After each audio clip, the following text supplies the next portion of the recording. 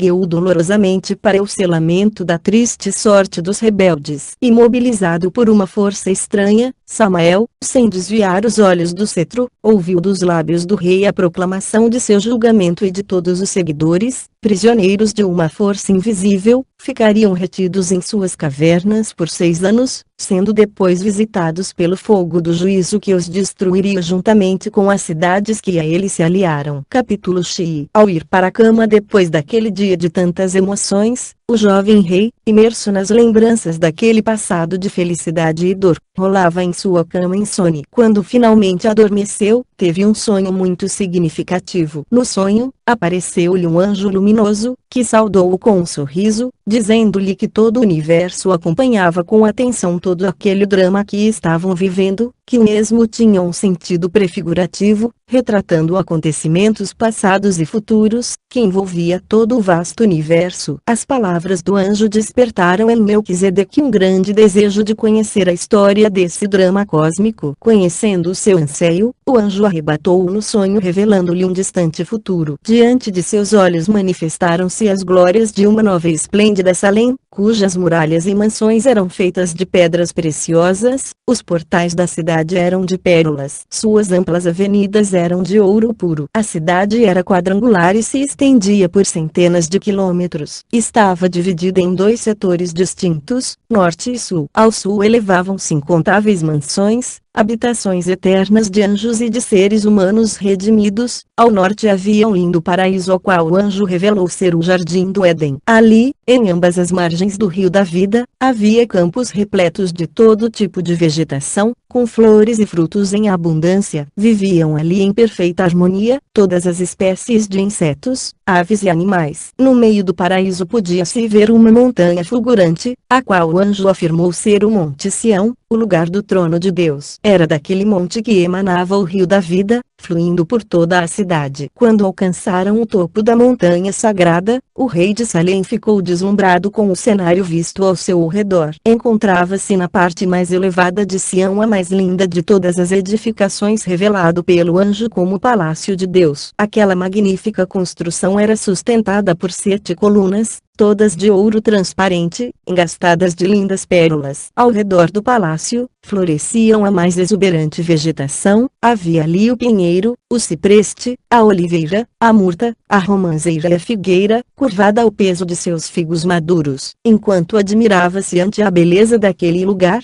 o anjo disse-lhe que a nenhum ser humano fora dado o privilégio de ver o interior daquele palácio de Deus. A ele seria dada esta honra, pois fora escolhido para ser o portador das mais amplas revelações sobre o reino da luz. Ao transporem com reverência um dos portais de pérolas, prostraram-se em adoração, enquanto ouviam o cântico de uma multidão de serafins, que circundavam o trono, em constante louvor àquele que era, que é e que sempre será. Ao olhar para aquele que estava assentado sobre o trono, Melquisedeque ficou surpreso ao descobrir a figura de um homem. Ele estava coberto por um manto de linho fino, de uma alvura sem igual, e tinha sobre a cabeça uma coroa formada por 7 coroas sobrepostas, repletas de pedras preciosas. Ao olhar para as mãos que sustentavam o cetro, o filho de Adonias ficou surpreso ao descobrir nelas cicatrizes de ferimentos, semelhantes àquelas em suas mãos. O anjo afirmou-lhe ser o Messias, a manifestação visível de Yahweh, o Deus invisível. Atraído para o cetro resplandecente, com o qual o Messias governava sobre todo o universo, o rei de Salém viu nele o selo do domínio, e nele escrito o nome, Israel. Tomado por profunda emoção, Melquisedeque prostrou-se ante o rei daquela eterna Salém, e, revivendo ali a história de sua pequena cidade, teve desejo de conhecer o grande drama da história universal. Conhecendo o desejo de seu coração, o anjo disse-lhe: agora lhe farei conhecer a história desta gloriosa Salém. Tudo que lhe for mostrado na visão, você deverá registrar fielmente em 6 pergaminhos que serão costurados um ao outro, formando um único rolo. Você terá 6 anos para escrevê-los. Ao fim dos 7 anos, você receberá das mãos de um ancião um vaso contendo um rolo especial, com muitas revelações importantes, destacando-se a história de Salem. Você tomará esse rolo, e o costurará como o primeiro dos 7, formando um único rolo. Depois de selá-lo, você e o ancião o guardarão no vaso, levando-o para uma caverna que eu lhes mostrarei ao norte do Mar Salgado, onde permanecerá esquecido até que chegue os últimos dias, quando será resgatado e revelado ao mundo por meio de um pequeno beduíno. Depois de falar ao rei de Salem estas palavras, o anjo conduziu-o em visão ao infinito passado, quando o universo ainda não existia. Uma história muito parecida com a de Salem passou a desdobrar-se diante de seus olhos, porém, numa dimensão infinitamente maior, começando pela criação do reino da luz. Com admiração contemplou a formação de bilhões de mundos estrelas, repletos de vida e felicidade que passaram a girar em torno da Salem celeste, o paraíso de Deus. Sua atenção voltou-se depois para o mais belo de todos os querubins que, honrado pelo Criador, passou a residir com ele em seu palácio. Uma eternidade de felicidade e paz parecia embalar aquele reino, quando a mesma experiência de egoísmo e rebeldia vivida por Samael, começou a repetir-se na vida daquele anjo amado. Cenas de uma grande rebelião começaram a ser mostradas a Melquisedeque, envolvendo todos os habitantes do universo. O querubim honrado, semelhante a Samael, seduzira um terço das hostes que passaram a reverenciá-lo como rei. Em meio às cenas daquele grande conflito, o rei de Salem testemunhou a criação do planeta Terra, sobre a qual surgiu o homem como cetro racional daquele reino disputado. Com agonia viu o momento em que o chefe da rebelião aproximou-se sutilmente do paraíso, apossando-se do ser humano, depois de seduzi-lo com tentações. Ouviu então o seu brado, numa proclamação de vitória. A partir daquele momento, o inimigo de Deus passou a arruinar o ser humano, apagando nele todos os traços da glória divina, como Samael fizera com o cetro. A sua própria experiência, ao declarar naquela manhã aos súditos de Salem sua decisão de ir em busca do cetro perdido, começou a repetir-se diante de seus olhos. Reunindo as hostes que haviam permanecido fiéis ao seu governo, o Criador passou a revelar um plano de resgate. Ele haveria de ir em busca do homem, e o remiria, ainda que isto lhe custasse infinito sacrifício. Diante desta revelação, o filho de Adonias prostrou-se comovido, ao descobrir que em sua vida tivera a honra de retratar o próprio Messias. Todo o drama vivido pelo filho de Adonias em sua angustiante busca, até o momento de seu suplício pela redenção do cetro, foi ganhando amplitude naquela visão que abarcava toda uma eternidade. Diante de seus olhos desfilavam cenas de uma grande batalha que, sem trégua, se estenderia até o dia do juízo final, quando o Messias vitorioso empunhará o cetro redimido, selando com ele a condenação de todas as hostes rebeldes. Capítulo Chive. Através das revelações recebidas do anjo, Melquisedeque tomou conhecimento do grande livramento alcançado 10 dias antes de sua coroação, em Rosh Hashanah, quando diante de 300 pastores com seus vasos incendiados, exércitos de 5 reis tombaram, saindo livres os cativos. Conhecendo nossa intenção de subir a Salem por ocasião de Sukkot,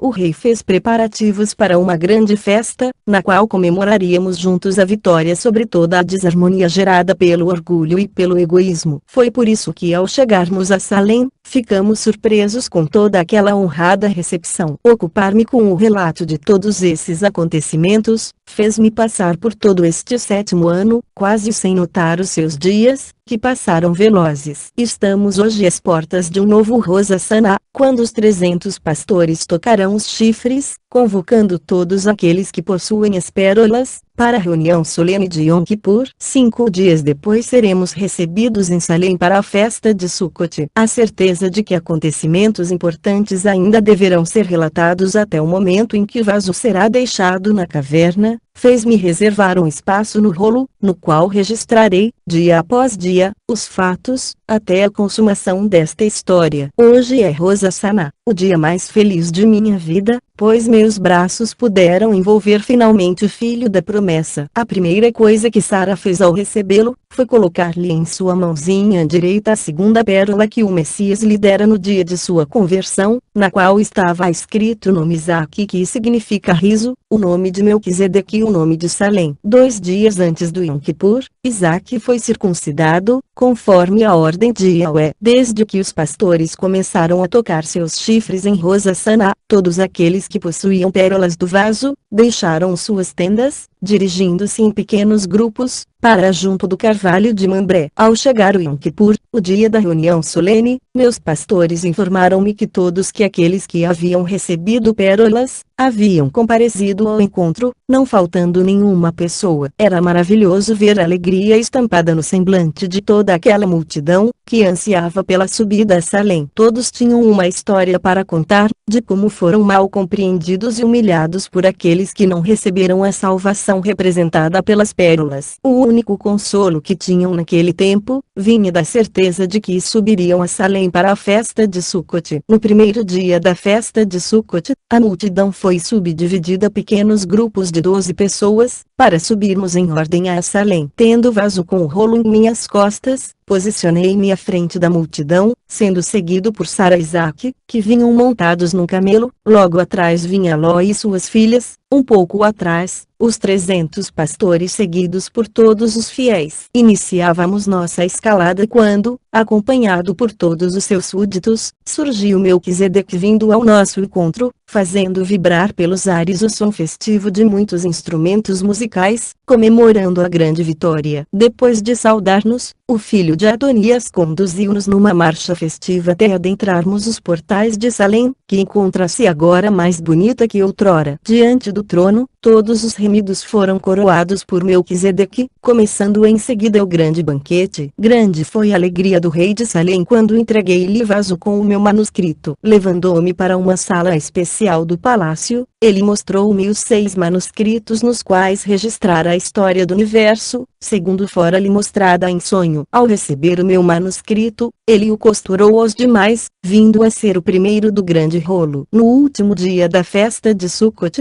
o rolo foi aberto diante de toda a multidão de fiéis. Depois de ler uma boa parte do meu manuscrito, o filho de Adonias, tomando em seus braços o pequeno Isaque, afirmou: na descendência desta criança haverá de cumprir-se todas as coisas escritas neste manuscrito. Tendo dito isto, o rei o abençoou, devolvendo-o a Sara. Depois de abençoar Isaque, Melquisedeque passou a falar sobre o futuro do rolo que permaneceria por quase 4 milênios ocultos em uma caverna, sendo finalmente encontrado por um beduíno da tribo de Taamir. Ao sair de sua caverna, o rolo enfrentaria a oposição de muitos eruditos que o declarariam apócrifo. Viria, contudo, o momento em que suas revelações seriam confirmadas, e muitos seriam transformados pelas suas mensagens, preparando-se para o dia do juízo final.